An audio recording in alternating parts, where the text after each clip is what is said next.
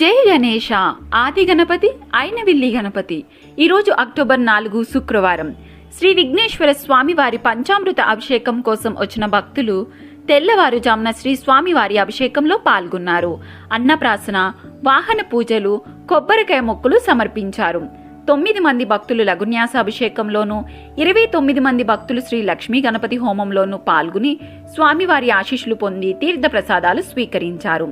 అయినవిల్లి శ్రీ విఘ్నేశ్వర స్వామివారి ఆలయ ప్రాంగణంలో వేయించేసి ఉన్న శ్రీ అన్నపూర్ణాదేవి అమ్మవారి శరన్నవరాత్రి ఉత్సవాల్లో 2వ రోజు 4వ తారీఖు 10వ నెల 2024 శుక్రవారం రోజున అమ్మవారికి కుంకుమ పూజలు, అర్చనలు నిర్వహించబడ్డాయి.